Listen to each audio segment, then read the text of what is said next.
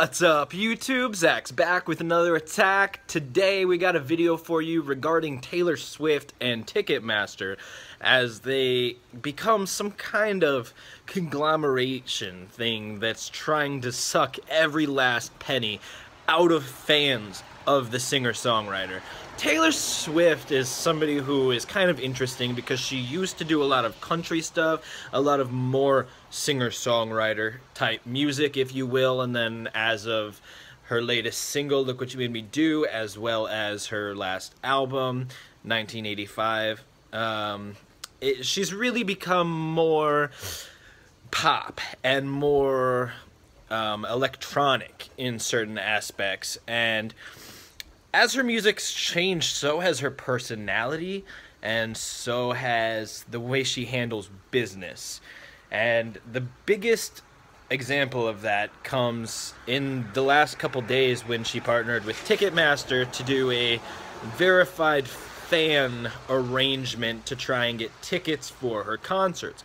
Now, the thing to remember is that this is only for the pre-sale of the tickets, but the shows, from what I've read on Ticketmaster, doing my research for this topic, is that the shows can actually completely sell out from these pre-sales. And if that's the case, then after the pre-sale, there's not a real sale.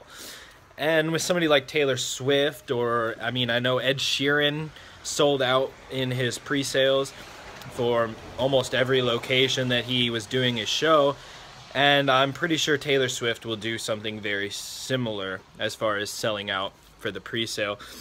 But the real problem comes because there is such a high demand for Taylor Swift tickets, and I think that the intentions are good because the whole point of this arrangement is supposedly to prevent scalpers from buying tickets or bots from scooping up a bunch of tickets and then selling them for higher premiums, and all in all, just having people who aren't true fans of Taylor Swift get her tickets before the people who are actually fans are able to scoop up these tickets.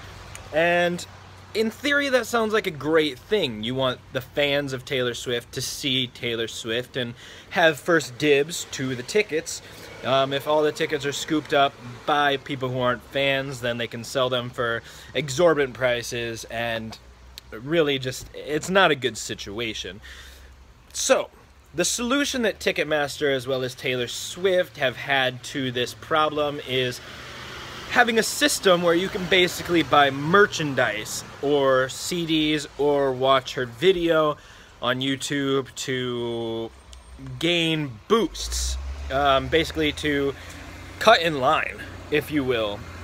You can register to be in line to buy Taylor Swift pre-sale tickets, and that's fine and dandy, but when you can pay to cut in line, that creates an issue, because not all fans of Taylor Swift have a ton of money to where they can pay to become first in line.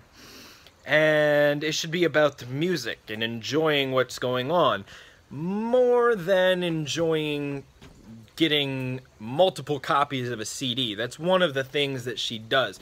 Basically, the biggest boost you can possibly do to move up in line is to buy her CD, which you can do up to 13 times. First off, who buys a physical CD today? Not a whole lot of people. And if you do, then, you know, it's good to have options. It's good to be able to buy the CD, you know. I can kind of get that, and she wants her music to go to fans who like her music, buy her CD. She wants her music to be known, so I do get it to a certain extent, but the issue comes when you can buy it 13 times. Do you have 13 friends who you're going to gift this CD to, or are you buying it 13 times just so they can suck money out of you and you can move up in line to see her in concert? And the only places where they actually allow you to buy the CD to raise your place in line is either from Taylor Swift's website herself or from Target. There is no smaller stores, there is no, not even like a Walmart or anything. I don't know how Target got in with this. It must be some kind of other corporate partnership with Taylor Swift and or Ticketmaster. But I don't really get why you would buy 13 copies of this CD, and because you're only able to get this boost in line by buying it from Taylor Swift's website or from Target, they can kind of charge whatever they want to. It becomes a bit of a borderline monopoly, and it can cost up to over $60 to buy the CD and have it get to you on release day. The CD itself costs about $20, and then it costs an extra $40 plus something to get it shipped and guarantee that it'll be there on release day, which if you're buying the CD, you probably want it on release day, but there's no way that it costs $40 for shipping. They don't have to do same day shipping or anything crazy like that.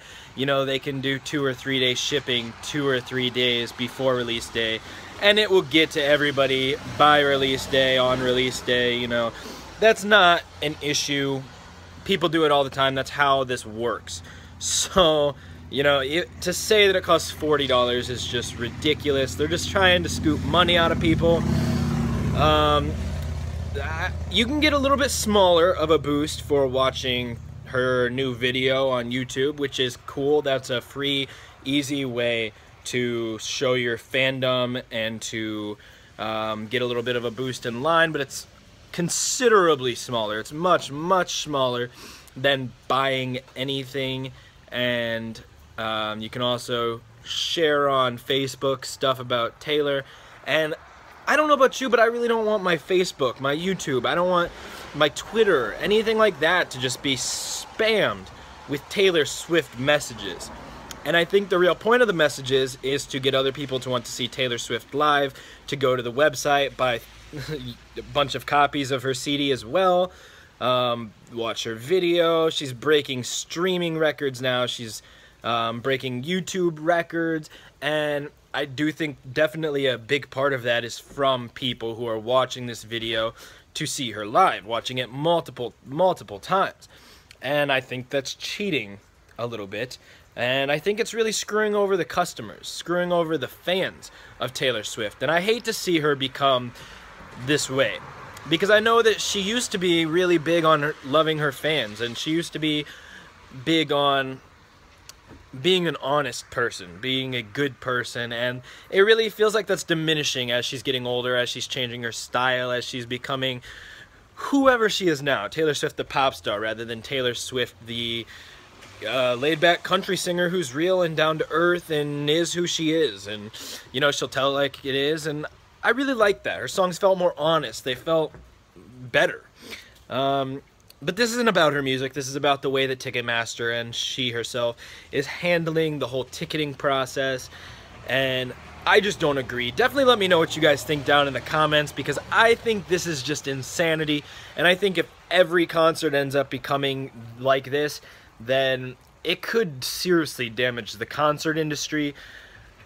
I'm glad that everything's not like this, but you know, if concerts are going to sell out by people who have the money to buy 13 copies of her CD, then, you know, she's going to be rich, but the people who can only afford the already crazy ticket prices to see her, or to see any other artist for that matter.